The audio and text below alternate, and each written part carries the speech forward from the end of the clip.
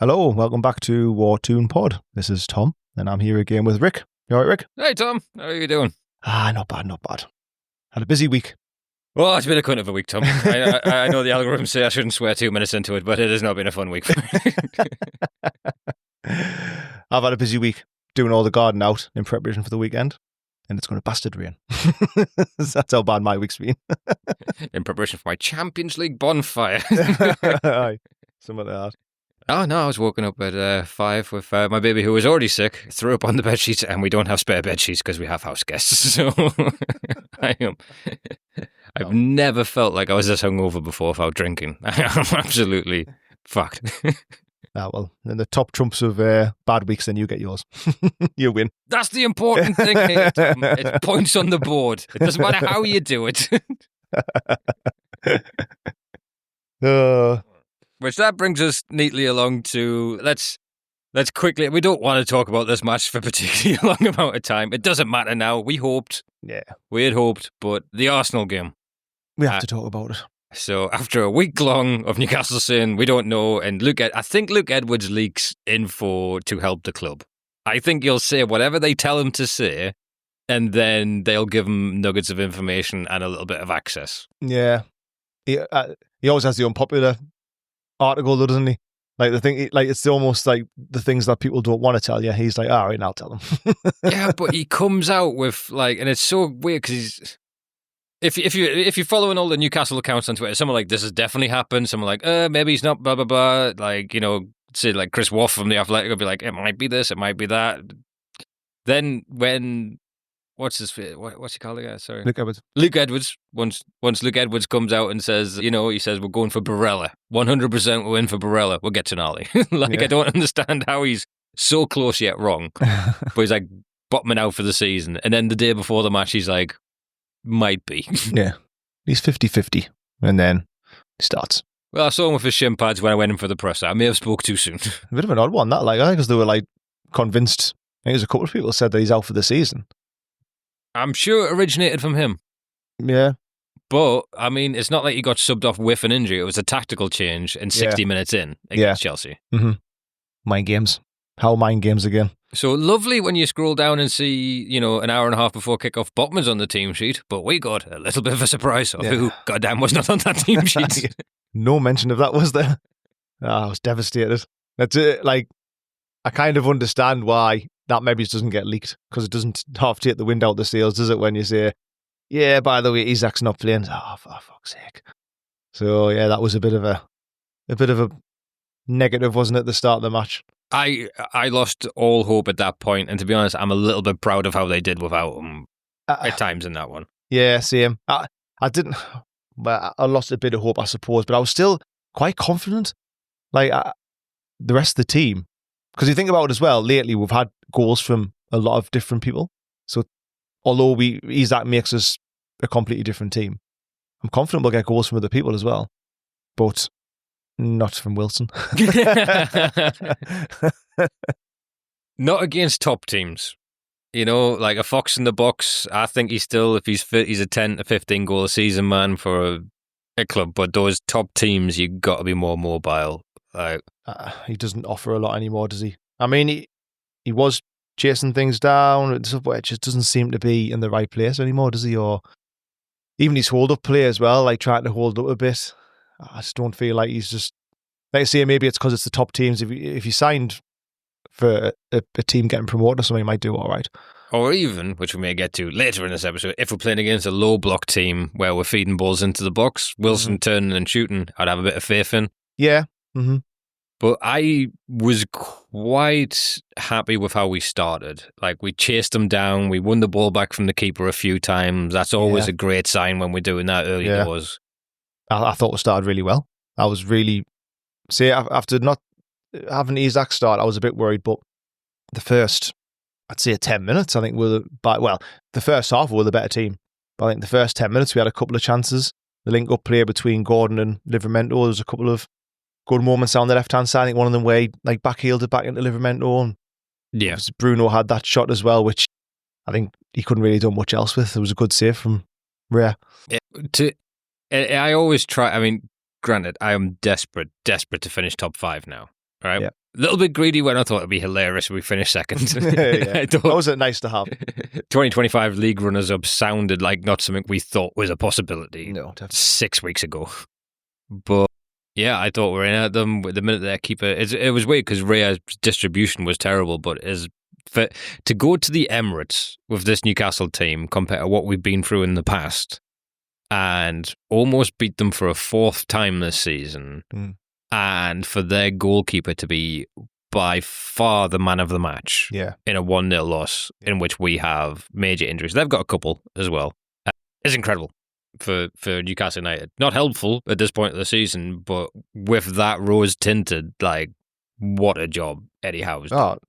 I think, like, you can take positives though. Like I say, if we went there and got beat 3-0 convincingly, it would have been a big blow, like, for confidence and everything else. But we didn't. Like, they didn't. I don't think they won convincingly at all. I think really the run of the game, the draw would have been a fair result for us both, I think. But in terms of results, it wouldn't have mattered because we would have had to win last game of the season anyway. Yeah. Even if we drew. But just on balance of the game, I think a draw would have been better. As the first half, I say, I think we were not dominant, but I think we had a lot of the ball. Like, we had a lot of chances. I think we did well. Yeah, there was the Burn header, great save. Harvey Barnes deflected shot, world-class save. That was going bottom corner. Yeah. There was a moment and I'll get to why this has got a knock-on effect. I don't want to just bash Wilson. It's not his fault he's had all these injuries and not played first-team football all season. Yeah. But there was a time when we were on the counter-attack and the team had to slow a counter-attack down as if it was the 95th minute. Yeah. Because he just wasn't getting up quick enough for my that's what I'm seeing it as anyway. Like, he was unmarked a lot of the time because he wasn't at the stage of play. Do you know what I mean? Like, formations were unable to pick him up because he's lagging behind. Yeah. I think he's lost a bit, hasn't he? Like you say, in and around the box, I still fancy him to score some goals. I just think the way we've been playing with Isak, where you can drop in and stuff like that, like, Wilson's not an alternative for that, is he? No. So you've got to immediately change how you're trying to play, which maybe disrupted them. It sounded like it was quite last minute when Isak's pulled out. So what they've said is after dinner, after I think the day before, he said he felt tightness, and then they'd give him a scan on the morning, which I got a little theory on that to get to in a sec. But the second half, the way Arsenal came out, it's like, okay, we have no fears of Wilson getting in behind. Yeah. Like, they pushed up beyond our halfway line and camped in. And eventually it was, I think people are being a bit harsh on Gordon. He was our outlet, wasn't he? But I don't think he had the worst game ever. I don't think obviously he gave the ball away for the goal, didn't he? Which was a bit silly, a bit like too easy. But in the first half, he was quite bright. Yeah, he's a talisman. He's going to make mistakes. Yeah. And the problem is with Gordon, he's got one of those faces. If he's unhappy, there's no missing it. I mean, for instance, Isak. Have you ever seen anyone complain more than Shearer when he doesn't get the ball? I've seen him be pissed off when the ball goes in the net and they just pass to him. And no one's like, look at Isak's attitude. Yeah. But Gordon, there's a thing where it's like, oh. Yeah. Yeah, he seems to get labelled with a bit of like an attitude, doesn't he? I think he's just... I think it's just born from wanting to do well. I don't think he ever does things on purpose. I don't think he give the ball away at the weekend thinking for being lax. It was just something didn't work. Like, do you know what I mean? The way he was wanted to work. But I don't think he had that bad a game. I think, like I say, the Wilson thing probably didn't help because that had changed the way they play a little bit. And when he's wanting to do certain things, he's wanting to drop off and look for Isak. Wilson's not going to run him behind like you say, is he? Yeah. So I feel like Gordon and Barnes were the outlets down the channels, which, I say, the first half it worked. Second half it didn't, when they just pushed really high and we couldn't get out, could we? Struggled to get out. And again, it took a worldie of a shot. Yeah. Fair play, Declan Rice is having a season, but that's what you need from your £100 million signs, which I am not bitching about price tags. I am bitching about what we are not allowed to spend on price tags. Yeah. That is a thing. It was a good goal. Nothing much you could do about it. It's one of them where it just sat nicely for him, didn't it? And first time. But I see, I think the performance was pretty good from us, to be fair. I don't think we played badly. I think we were in the game until the end. We had a couple of chances near the end where we could have scored. Willock, I was kind of screaming at the telly a little bit because It was a nice little move. It was. He got himself in a really good position, and then it was just the last bit. Like I thought, if he lashed it across goal for someone or for the keeper to parry, it would have been a lot better. But obviously, again, it was well works. We had chances. We just didn't take them. But it was one of them. But again, unless we got the win, it wouldn't have changed anything for this weekend anyway. Yeah. And I, as much I'm like happy with how we played, and I know once that match started, I thought there's no way that the universe is going to let us just be qualified for the Champions League and enjoy having Everton and chugging dinosaur heads at Jordan Pickford. It's going to be nervy. It's going to be a whole week of, oh, fuck, do we get Champions League football? Is Isaac and Tonali leaving if we don't? And I think that's what's making my daughter sick. I think she's worried sick. Well, could be about this. She keeps telling us that transfer budget is it's about an £80 million difference getting fifth. Yeah, I heard her getting worried about Chelsea, not Forest. You're right. It's never going to be that easy, was it? And like I say, second would have been absolutely beautiful, but irrelevant, really, in the scale of football. It would have been an unbelievable nice to have, but not really something we ever thought of. Yeah, it would have been something we would have laughed at, referring to ourselves as the runners-up. Yeah. It is funny how little people give a shit about Liverpool. Since they won the league a month ago, everyone's like, oh, you still, like, they're offered to Ibiza and then coming back and playing and stuff like that. They had a party mid-season. Oh, shit, we've got a game at the weekend. You're like, you taking the fucking pit? Like, you'd be gutted if we did need a result against Chelsea for them. Like, if they hadn't have won the league, we probably would be qualified right now. Yeah. If they were 3 points off winning the league, we'd be qualified for the Champions League. Yeah, because I think Liverpool would have beat them any other day.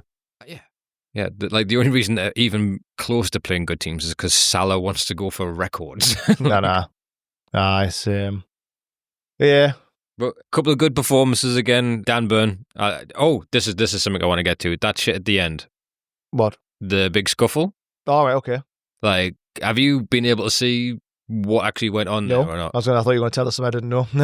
All right, yeah, okay. I had something, No, I mean, like, as in give context, because I was trying to find something I couldn't see. Nothing. See, the thing is, people don't realise this is a podcast. Tom's got a brilliant poker face. He'll just look through you with a smile, and you can't gauge whether or not he's following or not. All right.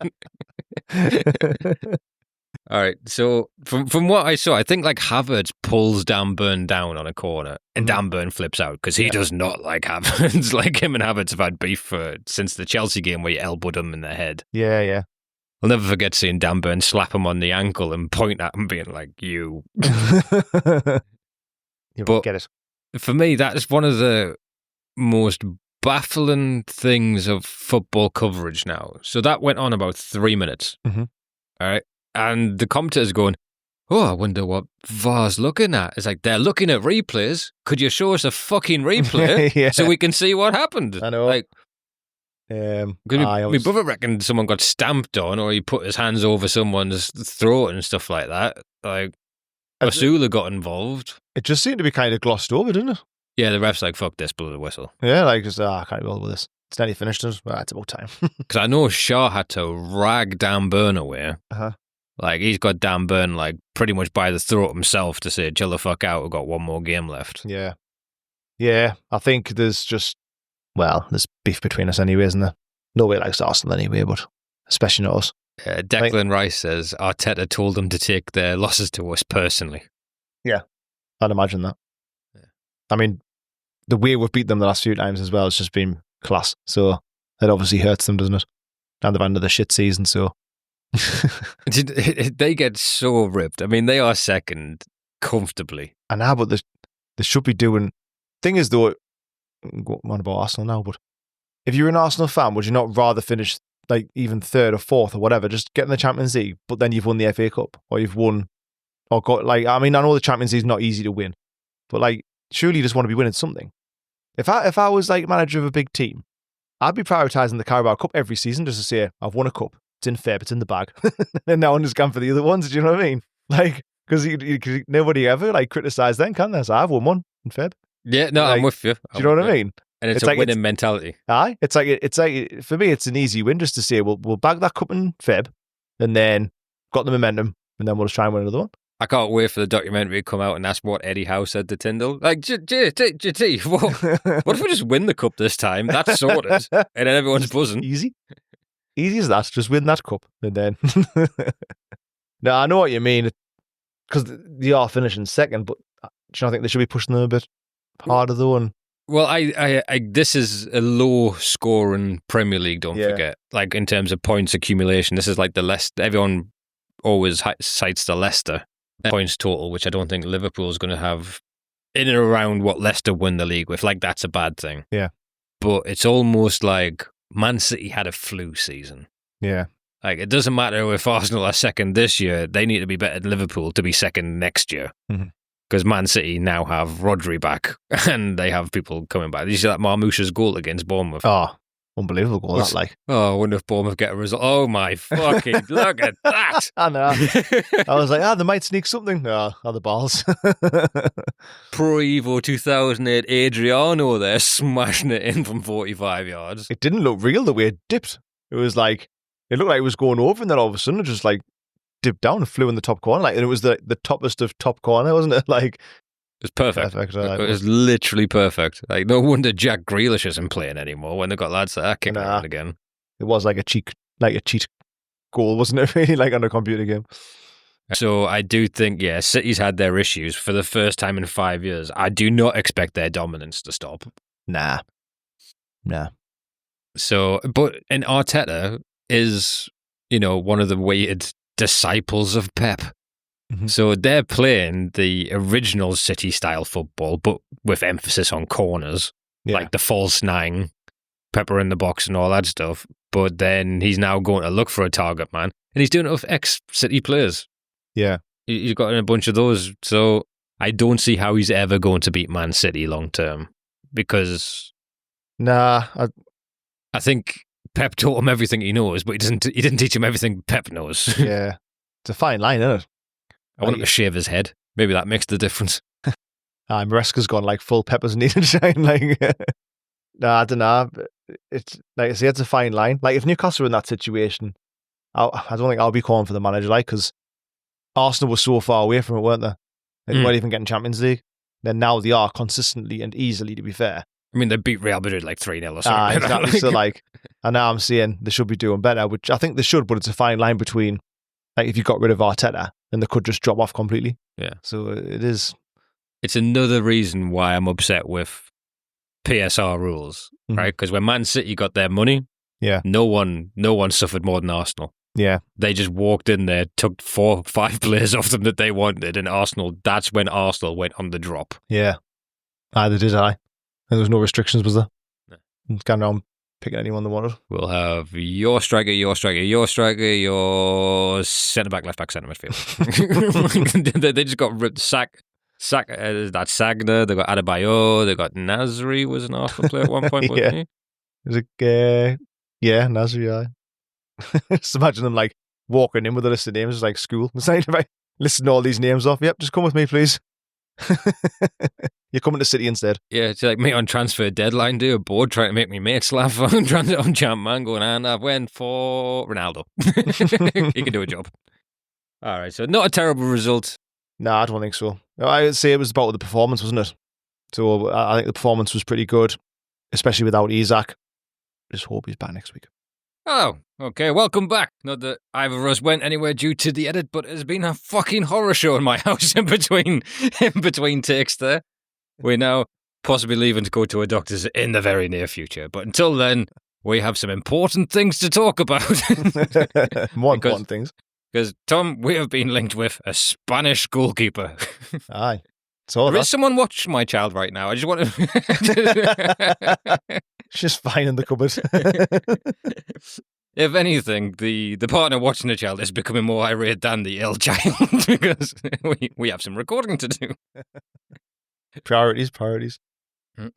But no, so had a couple of fun links come out we're going to chat about in this middle one before we get to just the sheer week of anxiety which is waiting for Everton. So, yeah, first one up was the Spanish goalkeeper. Aye, I saw that. I mean, I don't know that much about him, but I immediately watched all the video clips, which he looks awesome.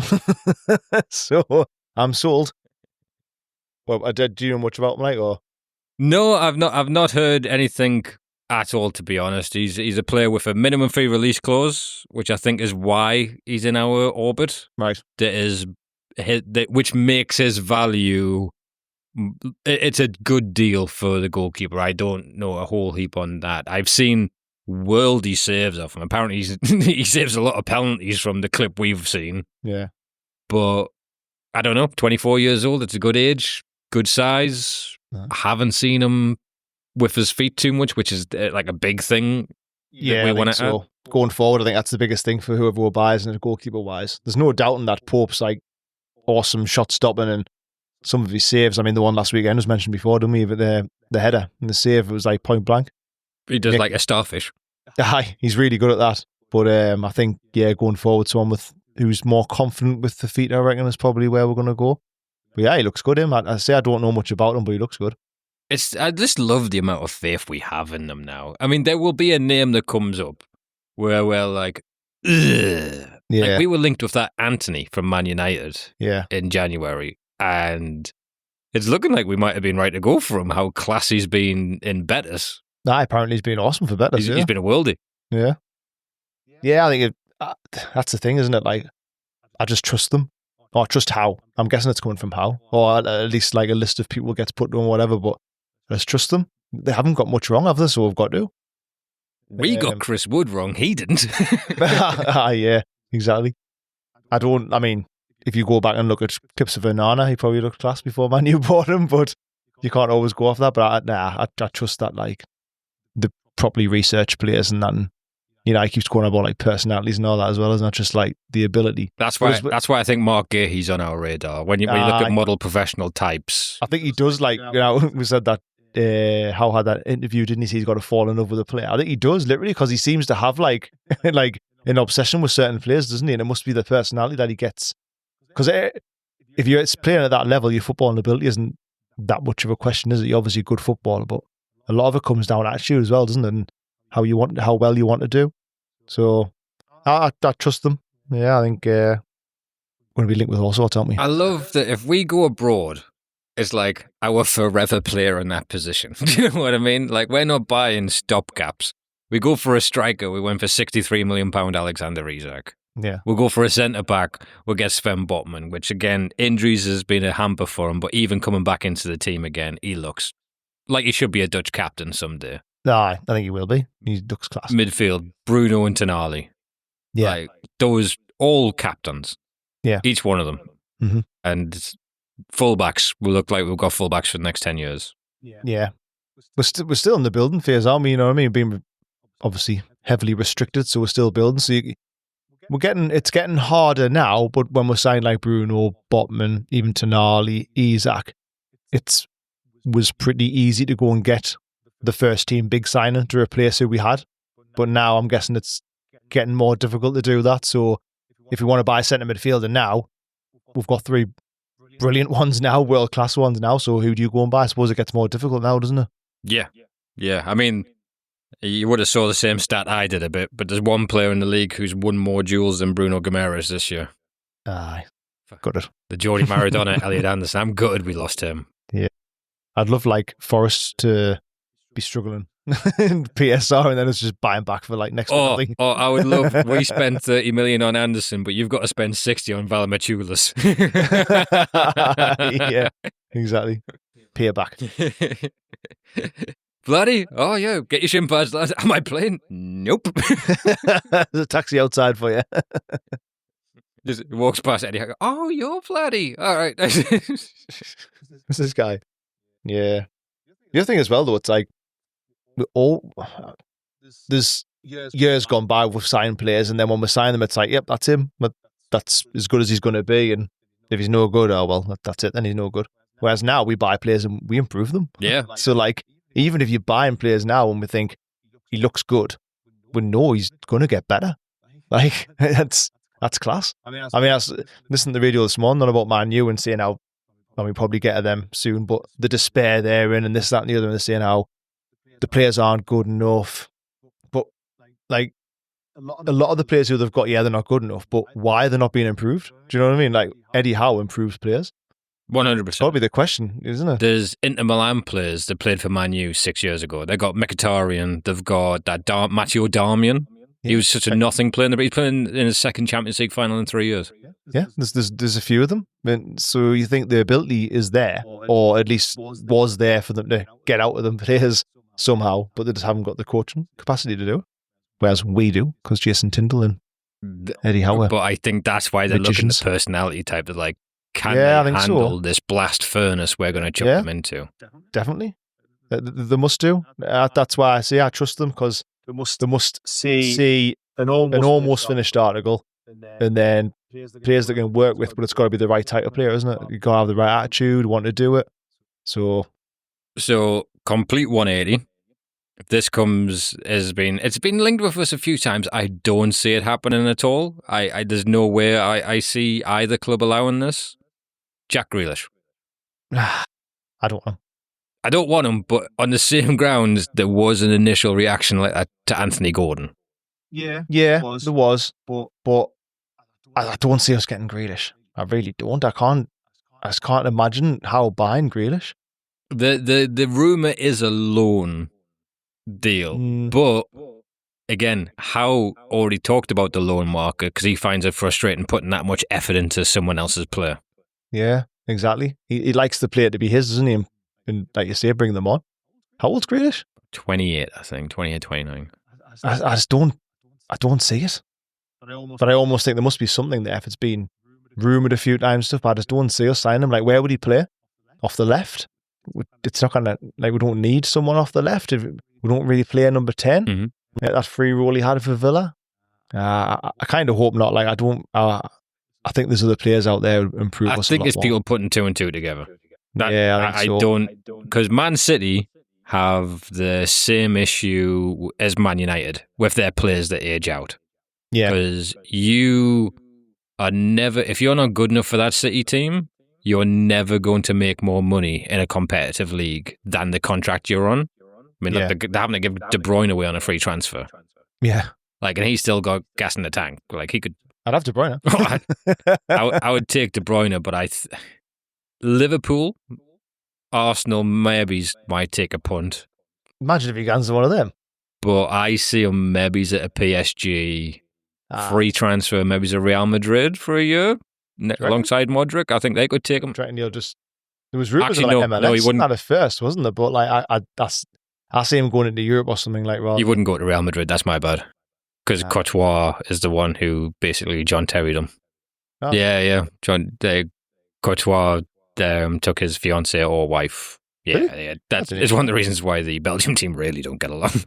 Right. That makes sense. I reckon. I don't think I can swallow in the Premier League. I mean, like I say, I'd take him back. I can't imagine if he went to Liverpool. I could see it on a year or two deal because Liverpool took Milner off City. They did, but slightly different. Isn't it? Like, De Bruyne, the one about building a statue for him, then he comes and signs for Liverpool. It'd be a bit mental. You'd have to wait until the statue's unveiled and then say you go to Liverpool, wouldn't you? Unveiled, he's got Liverpool top on. I was looking at rumours yesterday, seeing the rumour about Bruno in Saudi. Surely that's like... Nah, I don't buy it. I don't buy it. I see that as off the back of him saying it has to be a good deal for the club. Yeah. That's it. Someone's just put two and two together. Nah, shoot. I mean, I can't see Bruno going at all. I think he's here for the remainder. They're talking about giving him a new contract. Yeah. I think that's one of the things that we'll do in the summer. If we are in a good shape, PSR-wise, like apparently we are, I can see like Bruno, Isak, because Gordon already signed one. Gordon signed one early doors after. Yeah. Because we give him a strange contract, which was short. Wasn't it like 2.5 years, 3.5 years or something? Wasn't that long, was it? 4, but he signed in the January, so it throws everyone off in terms of when it runs out. Yeah, I think we'll probably tie them down, to be fair. Bruno, he's going to be our captain for years, I think. I do. But I think, who else did I see us linked with? It was one I was quite pleased with. That's Zabani, whatever you call him. The Bournemouth centre-back.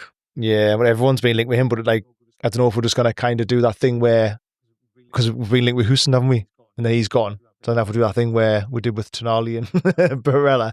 where we're like, we're after him. Then it's like secretly talk to Zabani and get him in. Well, Zabani to me looks like the one who always plays on the right-hand side. So I always thought it'll probably be him we end up going for. He looks good, like. Them two have been class for Bournemouth. He'll be linked with that Malik Thor again. Yeah, I could see that name coming. I haven't seen much of him, to be fair. Does he play? Week in, week out for Milan, does he? I think he's the one that got the ball off Miggy in that crunch match we had. You know, when the ball went through and Miggy refused to use his right, so he tried to get to his left and he nipped in. I think that was him that did that. Because again, I think, like we're saying, Gee been linked with him again, and then Tomori been linked with him as well. But it seems to be the same names. I don't know if Howe does just like has a list of who he likes, and then personality-wise and stuff like I was saying, and then kind of sticks with them. Could be, but I also think, I mean, this is, I forgot what it's like, because during the season, when the window's shut, you're like panicking about the next match, looking forward to the transfer windows, and you get leaked a couple of names, and those names perpetuate. And then the minute the window opens, like, oh no, they went to Liverpool day one. Like, Szoboszlai was a bit like that. Do you know what I mean? Liverpool's already signed 2 fullbacks that are meant to be Kirkes looks mint. I'd like to see him go to City over Liverpool. Have Liverpool signed him? Have they? I know there were a lot. Fabrizio Romano has said it's advancing strict stages, but now City have joined the race to get him, and he looks like a beast. Like, just the physicality. Yeah, he looks good.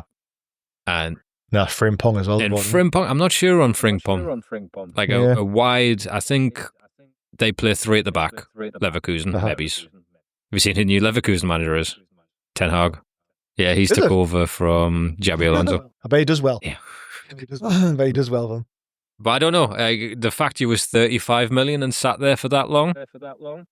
Yeah. I'm not sure if he's going to be great. But Liverpool, I mean, they've got Conor Bradley.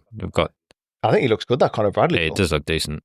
But I think we're going to be linked with all sorts, aren't we? That's the problem. But it's nice to discuss anyway. There's a Belgium youngster, defensive midfielder, who's like 6'4", who we're linked with. Right. But those are the ones I get excited about, the Paul Mitchell finds, because like he found that like Moussa Dembele type, who's everyone, if you ever watch an interview of any player, says he's the greatest midfielder ever. He just never tried hard enough to prove it or something. Yeah. As a few people said how great he was, like. I do. I like them, like when he signed the young ones and that, but I just don't know. I'm hoping this time is different, because, you know, the amount of times in years gone by we've bought players and thought, you know, he's going to be great. And then it's just come to nothing. But like, there's quite a few youngsters we've signed recently, like Georgian lads. Oh, I forgot about him. That Turkish lad who's Spanish lad's just signed this week. The Spanish lad's just been confirmed this week. And then, like I say, a link with that other lad. There could be quite a few if they are good. I would love that. It'd be hellish if they all come through and they were like beasts, world beaters. They've all just went through whatever that Lewis Miley training is and just became out little fucking Captain America looking. Aye. So it's exciting times. Like, the rubbish reports that we're going for Victor Boniface. Yeah, we got linked with him. I watched a bunch of videos, fell in love with him, and then they said no, he's not coming. I was like, I do this every time. We haven't been linked with many strikers, like, ever. No, because no one can kind of rationale away who's going to be second choice. Yeah. Delap again. There's another one, isn't it? We're going to come to why Delap might become available, because Man United did want him. They shot themselves in the foot. Uh-oh, SpaghettiOs. Should we talk about the Europa League final? Let's talk about the Europa League final, because that was the worst game of football I've enjoyed. Oh, God. No, it is. I was looking forward to it. I texted you saying, like, I'm really looking forward to this final, actually, because, like, it's just literally shit or bust. It was shit. What a terrible game. It was crap. Absolutely terrible. But after... to be honest, the foundations of us enjoying doing this podcast was on the back of us laughing at Ange Postecoglou. And I could not have been rooting for him more. I was rooting for him. Like, I saw he's going to go like swinging punches at the end and just can't. The press conference beforehand, they were like, "So how are you dealing with either being a hero or a clown?" And you just see the Tony Soprano fucking eyebrows go down. I was not happy with that, was he? Never be a clown, mate. I've never in my life been a clown.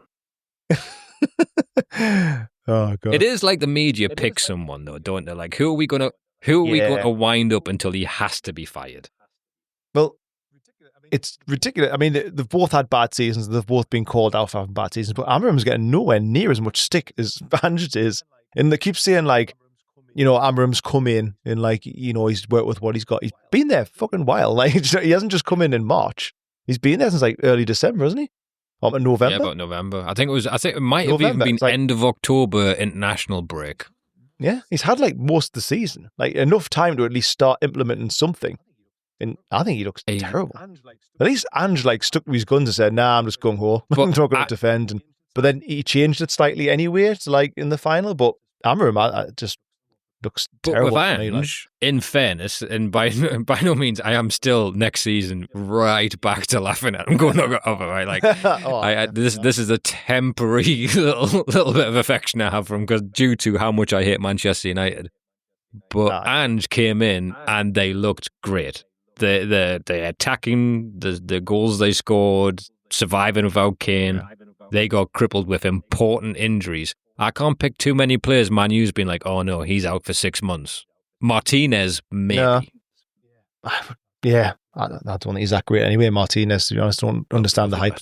But, yeah, he is. But now I think Amarim needs more shit, to be fair. Like, he's went in there, he's insisted on playing a certain formation, which doesn't work. He hasn't deviated from it. He's improved no players whatsoever when he's been there. Like, absolute fraud. I'll refer to my previous comments on another podcast that we did to say he's an absolute fraud. There is something that, just because I'm a nerd as well, that upsets me. I don't know if you remember this, but when we were in sixth form together, one of the reasons I was no longer allowed back in the sixth form is I got so addicted to a Championship Manager season in which I got Harrogate Town to the Champions League dominance. I remember that. I played the exact same formation that Amarim plays. 3 centre-backs, 2 defensive midfielders, 2 wingers that go up and down, and 2 attacking midfielders and a striker. And I look at him and goes, he's playing the Warden. He's playing the fucking Warden. I'm like... But it's his interviews. Every interview he says is like, I don't really want to be here and I've offered to quit 3 times today and they won't let me. All right. Due to however skilled I am in the edit of this, you may or may not notice there was a slight technical hitch there where one of the laptops died. So, yeah, last I remember, we were talking about Football Manager and how that actually cost me my A-levels. And I think this formation is going to cost Ruben Amorim his top-level job in Europe. Do you get sacked? Not until October. Nah, I think he'll stay. Like, I think it sounds like they're just going to like persevere, even though it doesn't seem to be doing anything. Because they're not exactly going to be able to go out and spend loads of money. I wouldn't have thought. Sounds like they've announced more job cuts today. Have they announced more job cuts? Yeah, more job cuts, apparently, more redundancies. That's probably why I didn't invite them to the final. That would have been awkward on the bus back. By the way. I was really looking forward to the final, but it was terrible to watch, like, wasn't it? It was what you'd expect from those 2 teams. They are both crap teams, like, aren't they? Mickey van der Ven is quality. Yeah, he's good. He was a difference maker. I think Spurs were the better team. Man U arguably had more shots on target, so when you look at stats and that, but I think Spurs actually played a decent game in terms of this. They didn't really, the new Man U wouldn't do much and they just soaked it up and tried them on the counter and stuff. But if there was ever a goal to win that game, yeah, just ping ball from across, hits off Luke Shaw and guns in. And again, Onana should have got to it. There was a few chances that wasn't where just like pinged down the box and people were like swinging and missing the ball and stuff. It was comical at times, like. But even the way players are coming out now, like the way Garnacho has been talking. Yeah. He just flat out said the season's been shit. And he says, I played every game to help them get to the final. I only played 20 minutes in the final. He's annoyed by that. Yeah, I saw that. And then you got Amarin saying, well, you missed a big chance against Lyon. So that's really bad in the press for player management. Yeah, it is like. Anthony Gordon tried to wrestle Eddie Howe out the way for shaking his hand at the end of the season at Brentford. Uh-huh. Eddie Howe shut that down. He was cool with it. And then he would have took Anthony aside and talked to him saying that's not going to happen again. Yeah. But he didn't hang him out to dry in the press. And it paid dividends the season after. Yeah, exactly. I was watching Sky Sports this morning. There's a few Man U players linked with moves away now. I forgot about that. Kobe Mainoo, he's barely played, has he? He's ruined him. He's ruined his little worldie. Totally forgot about him. Give him 2 years and send him to a forest and wait until he sees he's like the next Zidane. Do you know what I mean? Well, I was thinking that. I mean, for a Newcastle or something, you know what I mean? I bet Eddie Howe would have him playing well. Here's the issue with these teams and these rules they've set up. So I can see PSR being relaxed pretty quickly, or some kind of loophole where it's like, I know, but they can spend more. Yeah. Because the COVID losses were insane. They deducted Everton like God knows how many points. Yeah. And then it turned out, because they went, Everton's COVID losses were ridiculous by everyone's stretch. And then it turned out Man U, because they're listed on the stock exchange, have to show their profit and losses. Mm-hmm. Their COVID losses were like billions according to them, which cleaned all their PSR problems. Yeah. I hate this side of the fucking game. I hate having to watch it. We should just be able to go out and spend money on football players and the teams get better and it's competitive. I don't understand why it isn't like that. I know. I never thought that, but you're probably right. They probably will change something now, just so Man U don't end up in... Because realistically now, not having Europe and stuff, even the bad players could leave, because they could see potential elsewhere. Like Garnacho, I don't really rate Garnacho, but Napoli's apparently interested in him and stuff, and there's every chance, a bit like Anthony, he could go somewhere else and do all right. Here's the issue of those two players, though. Wages. Yeah, well, Because every other country, like PSG, I think the French League has been doing it a lot longer than what we have taken it seriously. We started taking PSR seriously the day after Amanda Staveley walked out of the Jesmond Hotel she was in. Yeah. So, but they have to submit their books on like deadline day. There's the day they don't do a bit like what we now have, that mad transfer deadline where we sold Elliot Anderson. Yeah. France have had that for a while. And Italy is very strict on that sells as well. So when you go to a Man U, you can't go anywhere else.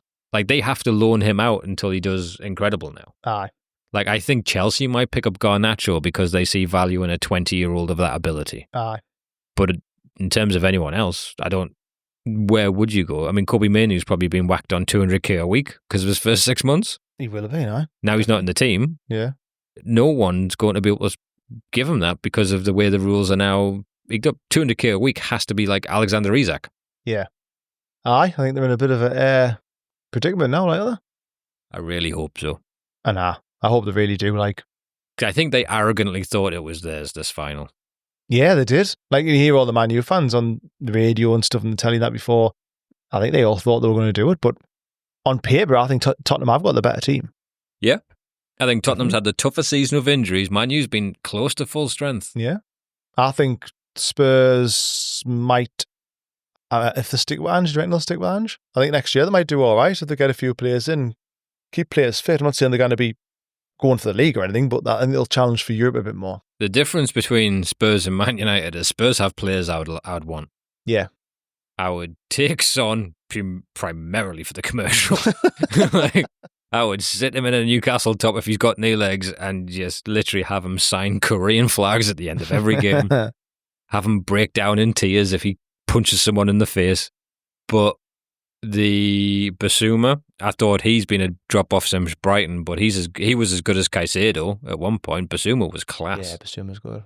Well, can't be good. Bentancur, Kulusevski, Udogi, Mickey van der Ven. Romero, I like Romero as well. Christian Romero, he's dogged. He's like mental. You get sent off every now and again, but he is a good centre half. Yeah.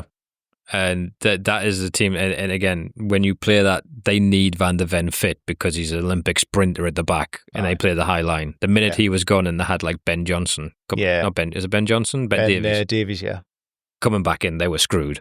Yeah. But Spurs give us a tough game both times this season. Yeah, they did.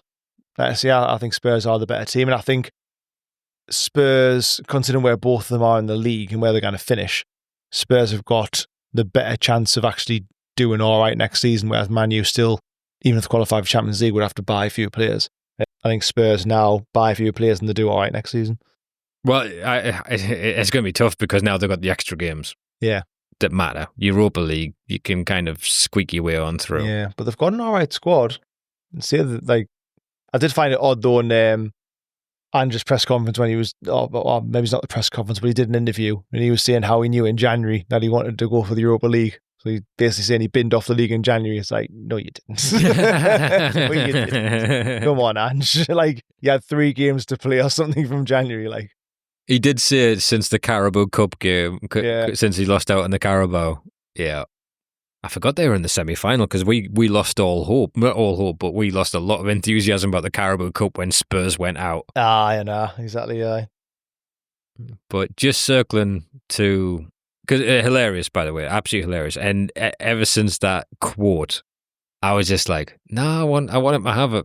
I like he's got this, I win in my second season. Yeah. Because you only got to do that once at Spurs, and then he's got to do it again at the next place. Do you reckon he really regretted that, though?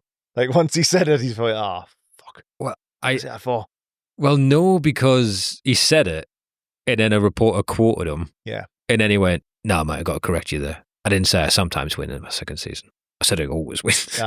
And I just thought, fair play to him. And I think I look forward to seeing him pop off. All right. But I hate Man U that much. And I hate the disparity between how Amarin's threat to him that much. I just rooted for them 100%. And Man U have a lot of transfer targets similar to what we want that's floating around. I'm not hearing anybody about what Spurs are going to get. Nah. One thing I do like about Ange, like, he could be a bit of a genius in like the Mourinho kind of effect. You know, Mourinho used to always just talk about himself and just like deflect everything away from the players. Like, Ange doesn't really say anything about the players, does he? And like when he was saying stuff like, I always win, like he's almost like putting it all on himself. And a lot of the shit that he's been getting off the media, it's almost like he's just put it all on his own shoulders and like took it. Like, it's quite good actually. Give him a bit credit. I think that's the happenstance. I don't think that's a Machiavellian plan to take the stress off Lucas Begville. I think he doesn't like the way a spotty reporter talked to him, and he's going to get angry. But circling back, there's a point that cropped up that I find bizarre that it's listened to, and it's one of the things about modern football. Again, it's PSR related, and that's what the Crystal Palace owner, Steve Parish, came out and said. Yeah. It says we have to be careful at what type of people are running football clubs or what we want football clubs to look like. Yeah. Because there's no keeping up with them. And I was thinking, there's no way for you to keep up with them.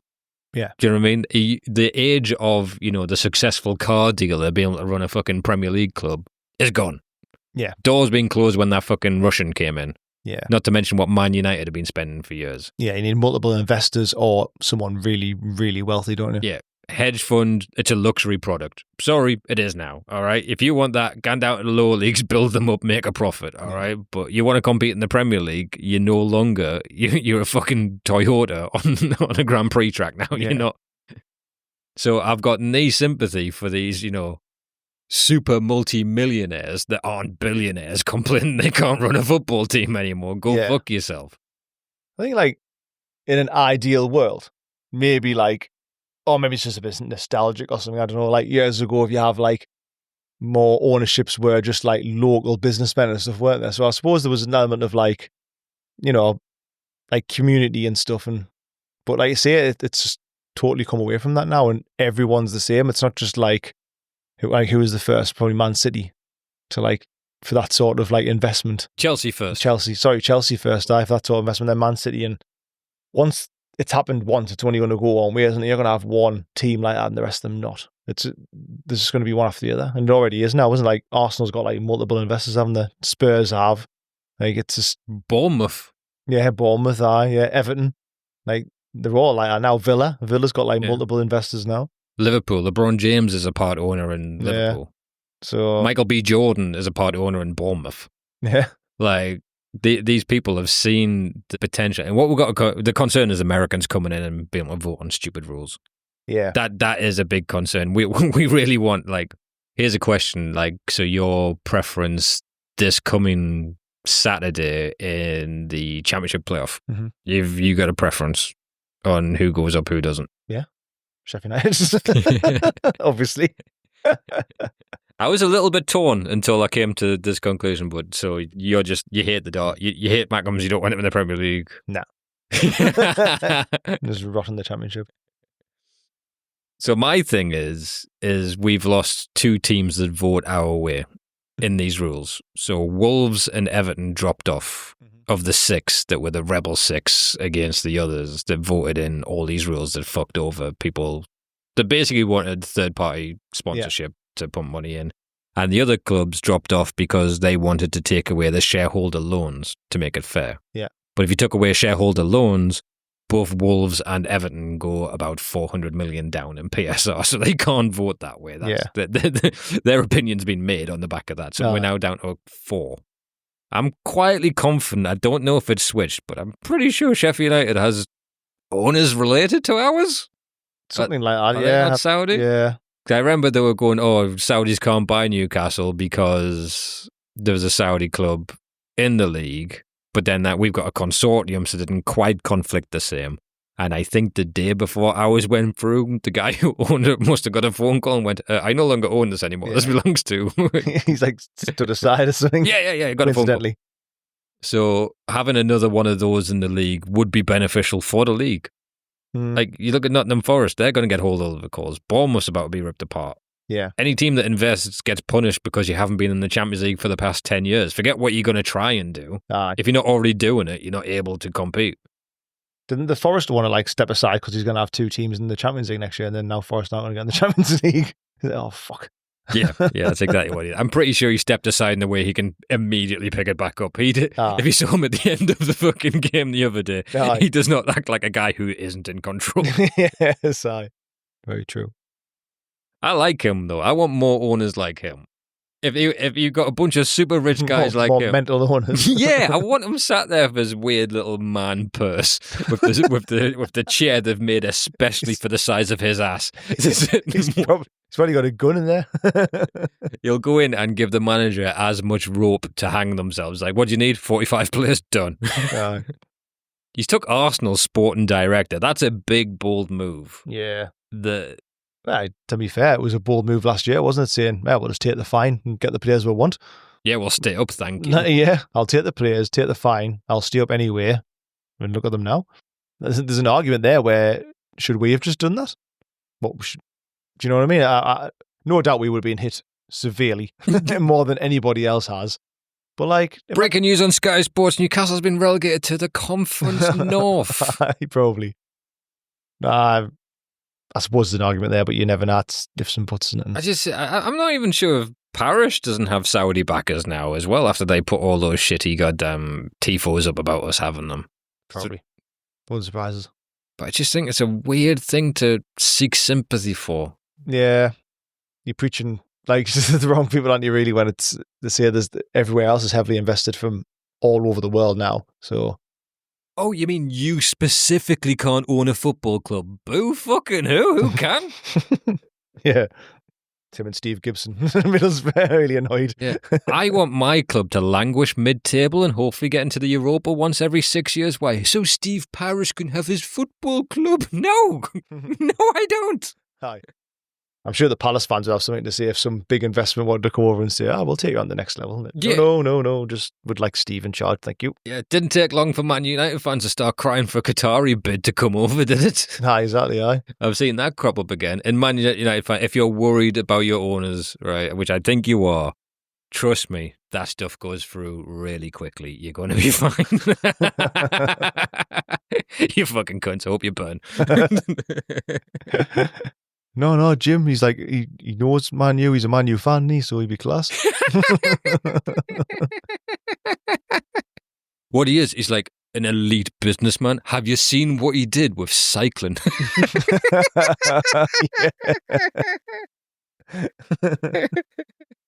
So what formation do you play in cycling?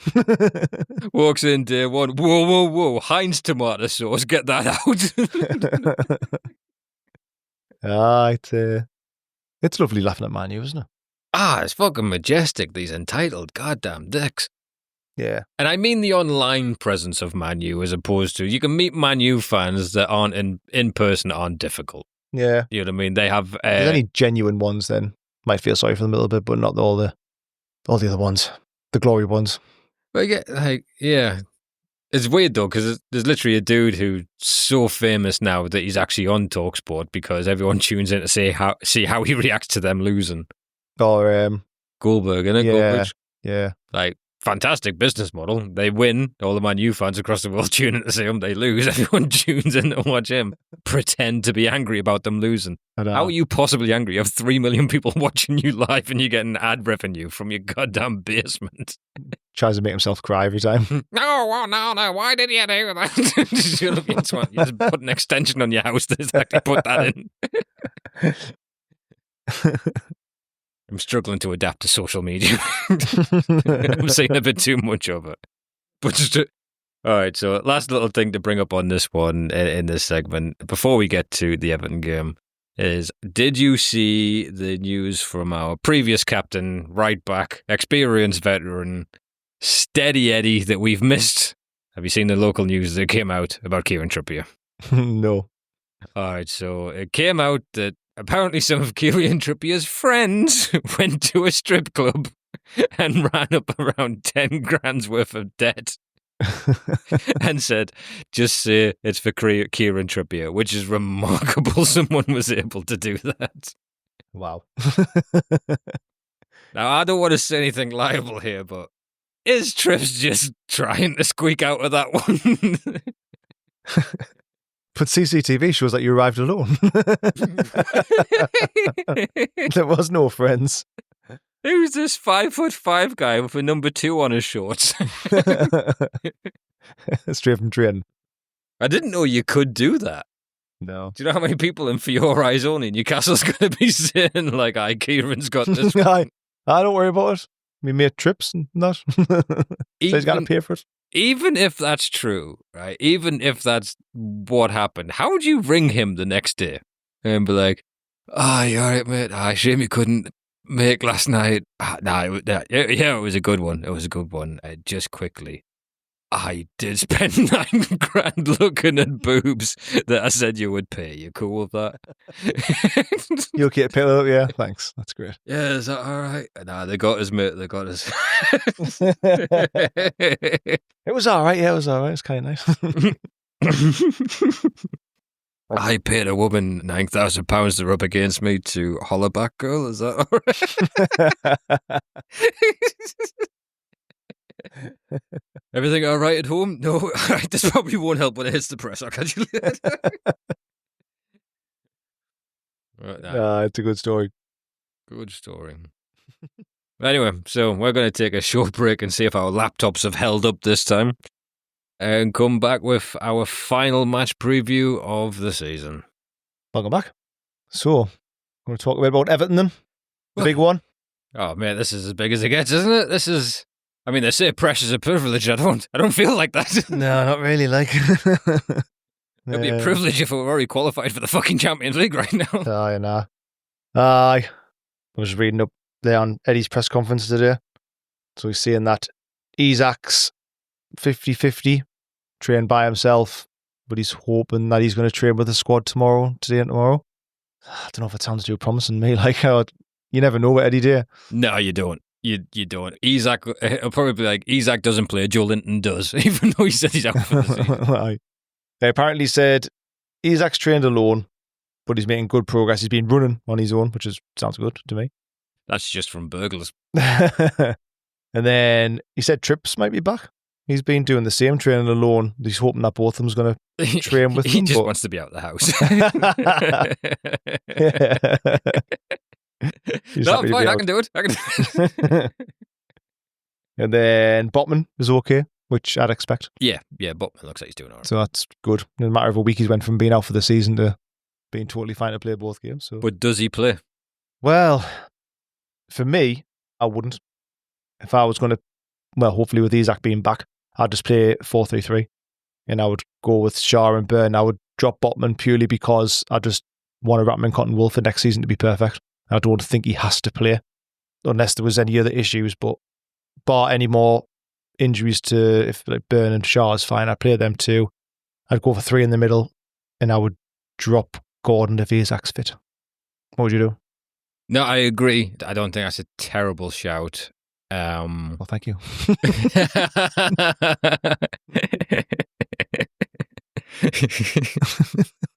Again, it's the poker face time. I don't know how you're going to react to things. But no, but what I would do specifically with Botman is what teams do against us. Mhm. The minute Shaw or Burn gets a yellow card, we're not risking a red. No. You're off, Botman's on. Yeah, Could definitely. be 25 minutes in. I'm sorry. Out you can. Aye. Oh, he's perfect replacement, isn't he? I just think he must have had some sort of knee issue. So we don't have to risk it. Just let him be and then have a good pre-season in him. I think he took a clattering. Yeah. He was sore, but he still played till the 60th minute, which is the Yeah. minute Eddie Howe makes substitutes. Yeah. So, but then with that, I mean, if Isak's in Newcastle, he plays. I don't care if he's injured or not. I think he's better as a decoy and scaring defenders. Yeah, surely he plays. If he's been running around this week, training on his own, surely he starts. I don't see David Moyes playing it out from the back. So the press is not going to be a thing. It's going to be a possession breaking down game. So, yeah, I would start Isak if he has two legs. Yeah. Which, with Eddie Howe's vagueness in press conferences, we just don't know that. We can't confirm or deny that. Yeah. And I would actually go Miley in the centre. Yeah. Because I think he's got the better unlocking of a pass. He's physical. If we don't have Joe Linton. Yeah. Apparently Joe Linton's not at all. Apparently he's got a knee brace on at the minute. He's had an injection as well, I was saying today. So, but the injections are to play. That's what I thought as well. But apparently he's in a knee brace, you reckon? So I would agree. I think I would go Miley. But I do want Gordon to have his vengeance. I think it's important to Gordon. I'm hoping that like I say, I wouldn't start him. I just don't know, with it being Everton as well, even though we're at home. I'd like to think he's got a point to prove. But across the season, especially last few months, I think Murphy and Barnes deserve to start. And then Gordon can come on and hopefully prove a point. Or come on when we're already a couple of goals up, and that's fine. Stick the boot in. Yeah. Yeah, I wouldn't hate that. I think Gordon has a site, like, I don't like the amount of hate he's getting, because I think he's excellent. I think there's a reason why top clubs will happily take him off us. They just want him on a bargain as opposed to what he's actually worth. Yeah. I think the size of him is underrated. The speed of him is elite. His pressing makes a difference. Yeah. Like, as great as what Barnes is on finishing stuff, what Gordon ratting about is excellent. Yeah. Murphy deserves to play. I want Murphy playing. I want Barnes playing as well, to be honest, but there's no way to fit.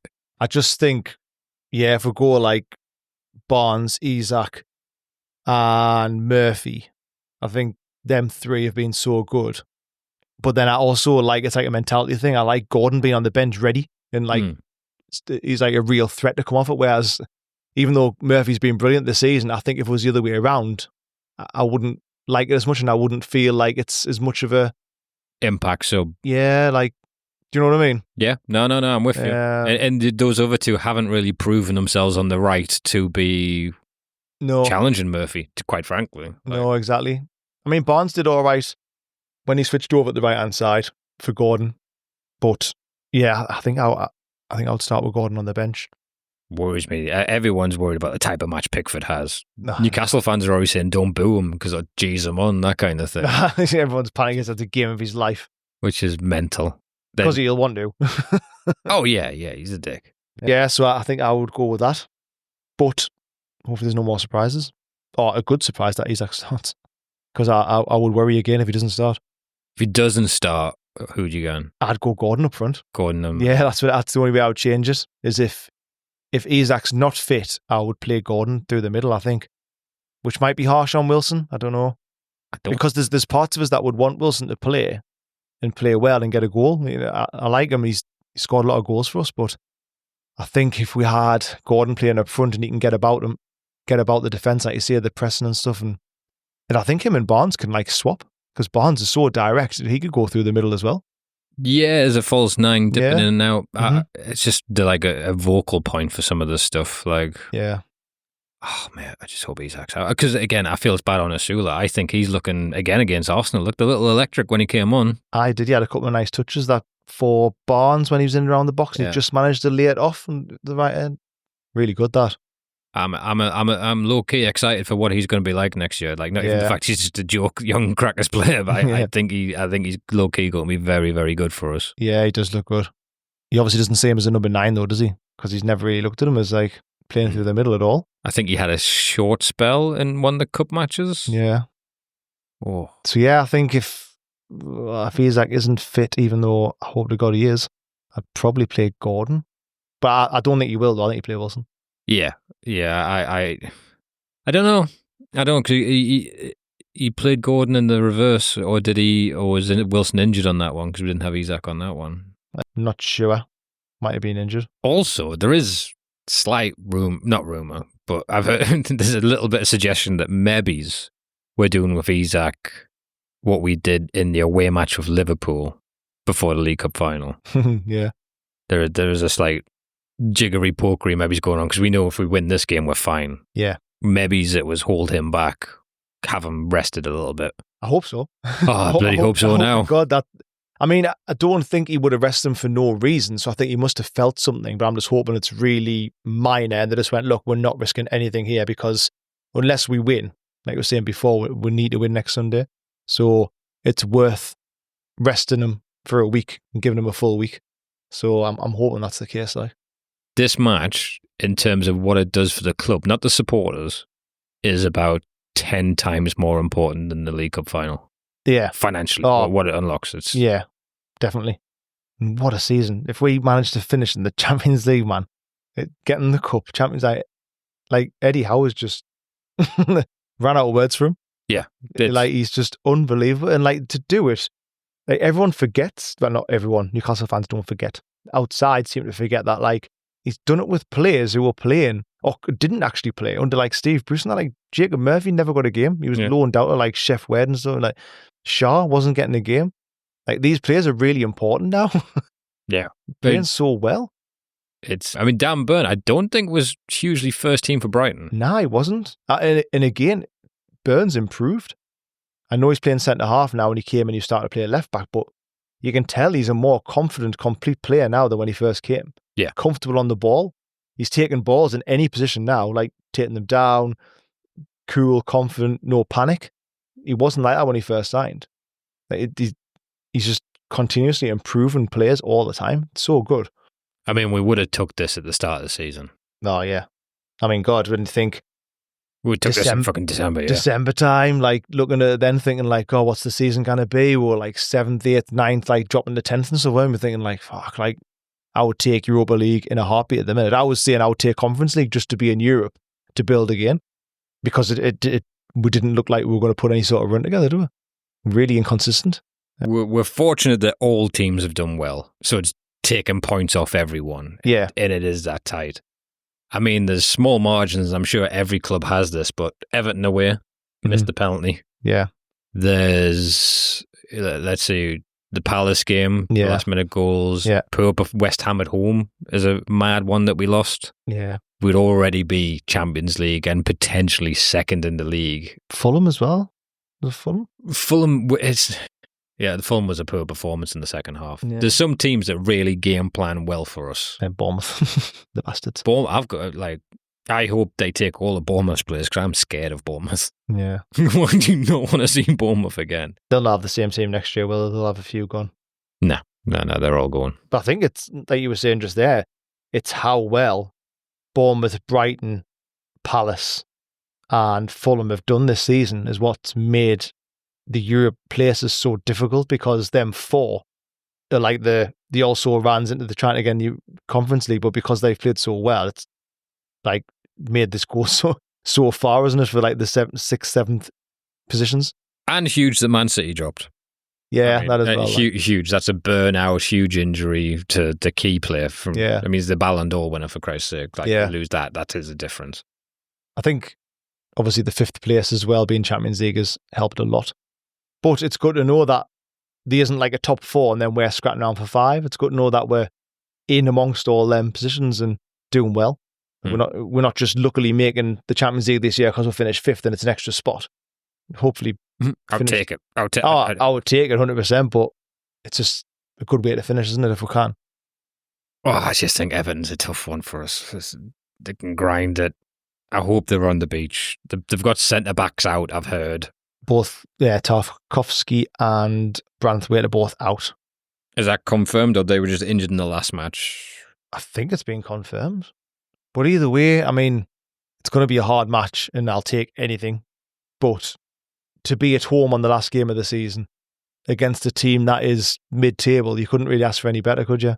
No. In terms of trying to get a result. We're not Man City away, Liverpool away.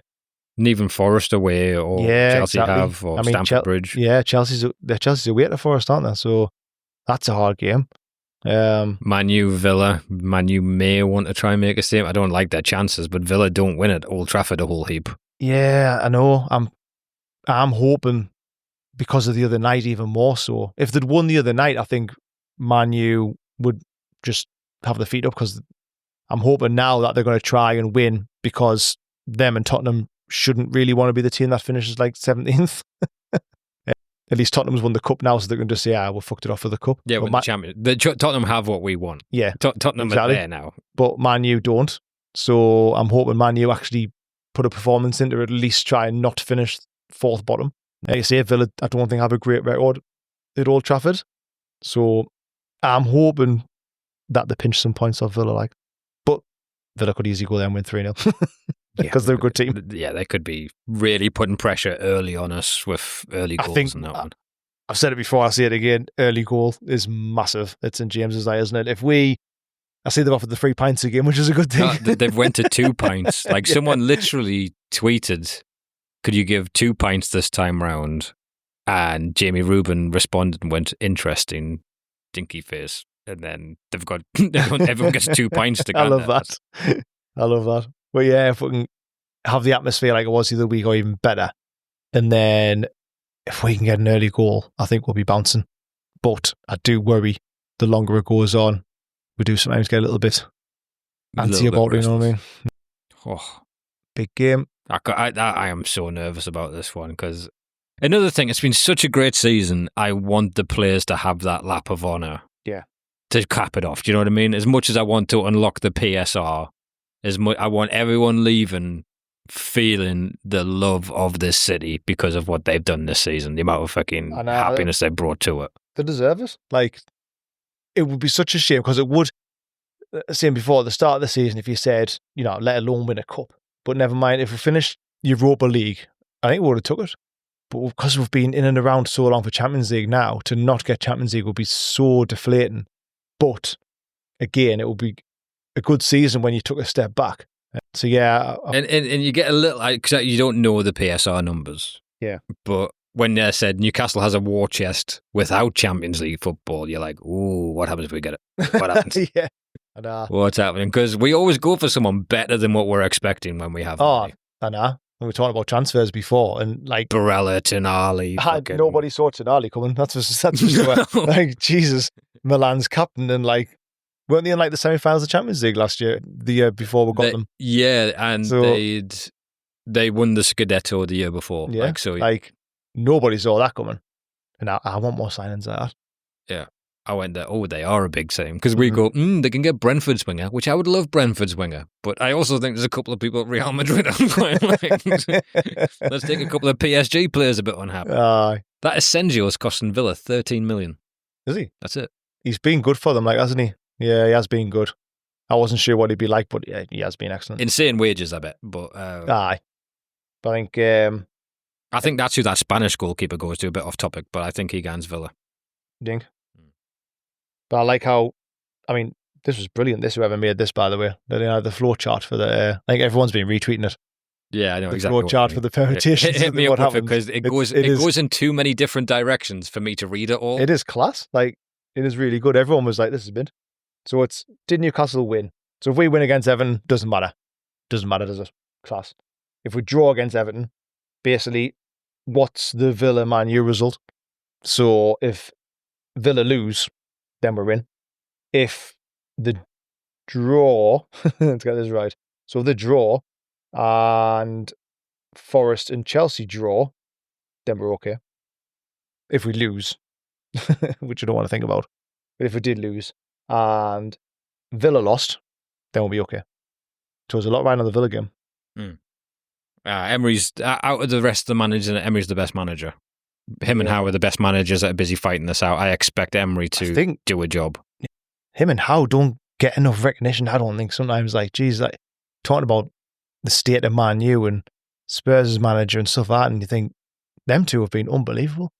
Both took over when they were like I mean, Newcastle were more relegation fodder. Nobody saw us picking up another win when Howe took over, but Villa weren't doing very well. They were really struggling, and he's again took a lot of players who were already there and made them better, hasn't he? Yeah. I mean, So Steven Gerrard really did poorly. yeah, he did. Yeah, he really did. All right, so big predictions. What's for dinner? In my house, Calpol. 2-0 Newcastle. 2-0? Yeah. I say if we get 2, we'll get 4. I just don't want it to be a 1-0 Everton or a draw. Yeah. Oh, I don't know. I just really, really, really want to beat the Scouse-Mackin bastards. Again, I think an early goal, like, it'll relax everyone. Wouldn't if we want an early goal, it'll be like, right, we can kind of play the game to our tune if we want to, but the longer it goes on, I worry a little bit. But we're fully capable of doing it. But yeah, like, we should be. We shouldn't be panicking about Everton. No, of course we shouldn't. We should be at them. And I think we will. I think we'll get at them straight away in the face. You know, that's another reason why I think Miley might play, because he's really good in possession. And I do think we'll win. Like, we've got to win. We get that PSG level atmosphere, which I think it will be. Yeah, I think so. Same as Chelsea. Chelsea was. If it's not, you're going to see Jamie Rubin just firing pints into people, handing them out from the stand. Yeah, we've got to. It's scary. It's panicking. I tell you what's fucking annoying. It's not on TV. I can't believe that. I watched it. I was infuriated this morning. I watched it. Is it on TNT or do they not have any rights to it? No, I don't think so. No, because Sky. Watching Sky Sports this morning, and they were like going through the rundown of the day on Sunday, and they were saying what matches were on. So Chelsea and Forest, and then Liverpool and Palace. And then they were like, because Liverpool's going to lift the cup. I was like, great. Like, they won it ages ago. And then it was like, and then immediately after the match, follow a documentary about how Liverpool won the Premier League. And it was like, fucking hell. And then it was like, then join us in the morning for the victory parade in Liverpool's bus parade. I was like, fucking hell, man. They won it ages ago and no one's even asked anymore. I thought they already lifted the cup. I know, exactly. Like, who gives a fuck?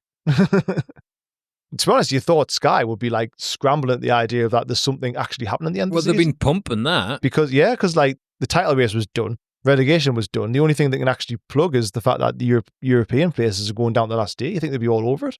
Yeah. I thought it would have been one of them where they had like 4 games all at once and you can flick between, you know what I mean? It's all the same kickoffs in case it's the World Cup rules, in case people stop caring, that kind of thing. Yeah. But I thought it would be like that, where you've got 4 games you can choose from and like flick between them all type of thing. What? Ah, man, someone needs to invent a way we can watch matches that aren't televised by mainstream broadcasters. Yeah, if only, yeah. So what's your... Anyway, you didn't give us a prediction. You didn't give us a prediction? Pain. No, I think we do it. I think it's a Newcastle win. I can't tell the score because I think it'll be high. Who scores? What minute? Anthony Gordon in the third gets sent off for the celebration and then we're nervous for the rest of the game. Oh, God, don't say that. I wonder who's referee that game. I don't know, cause I think it's low scoring if Wilson starts. I think it's high scoring if he doesn't. And I hate that because I do appreciate everything Callum Wilson's done. I think he's been one of the best strikers we've ever had. If he stayed fit, he would have been one of England's best strikers of the last 20 years. I want him to... He's like to be fit and to start for us to go about 4-0 up. And then Wilson can come on and he can have his cameo, he can score a goal hopefully and get a massive big send-off because I don't think he's going to stay. Or do you reckon he will? I think he stays. I think Eddie Howe gives him a contract. I don't know. I'm undecided. I think if we were going to, we would have done it by now. So I think. Interesting. Maybe. I think they know what the optics are on that. I think Wilson's pretty comfortable. He's in Newcastle another year. Saying that though, actually, it might just be purely that your places, if we're getting it in the Champions League, to be fair, it might be a really good idea to keep him because he's all right. And in theory, next year, what we need to do is if we get Champions League, we want to be playing second string-ish Carabao Cup early doors and stuff, don't we? And then trying to cope. That's where Wilson will start games out, won't he? And there's all assets, values and things like that. So we could almost do a little bit of a Lloyd Kelly with him. Yeah. Put him on a contract. If he gets sick of not playing and he gets offered a better contract from, I don't know what country could come in for him, then he can go and we get 5 to 6 for him. Yeah. Maybe. I don't know. But I think Eddie Howe is loyal to him. I think it's a lot for Eddie Howe to say goodbye to Callum Wilson. Yeah.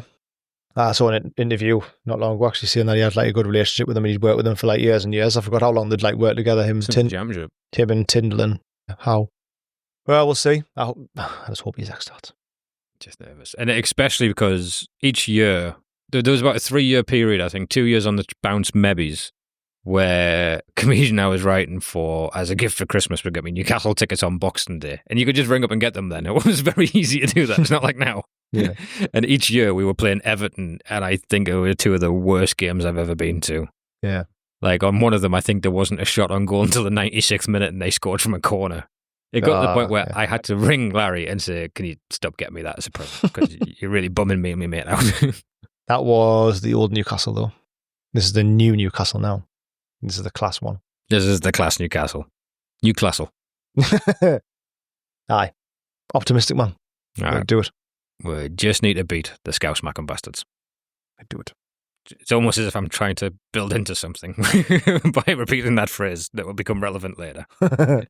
All right, so look forward to the analysis of this and a bit of a rundown for the season.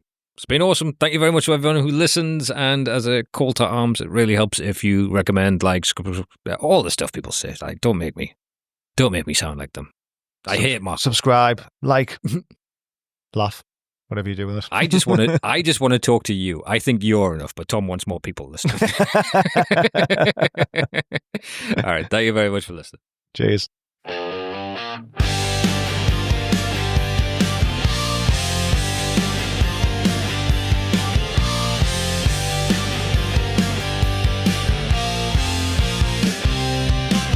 I'm through watching Champions League, feeling we'll never get in. It's the last game of the season and we only need one win. Callum Wilson's sharpness isn't quite where I want it to be. Tell me what you want.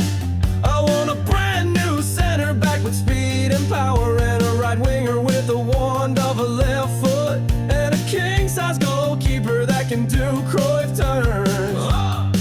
So what you need? I'll need a transfer budget with no PSR limit, and a brand new stadium, 100 pounds and mad jerseys in it. Gonna put the way fans up 37,000 steps. Done that. I want a new tour bus for Brazilian internationals, my own statue outside the ground, somewhere between Big Al and Sir Bobby is fine for me. So how you gonna do it? I'm gonna trade Sean Longstaff for pure profit. I'd even play in second year just to win this last game, 'cause we all just wanna beat the Scouse Mackham bastards.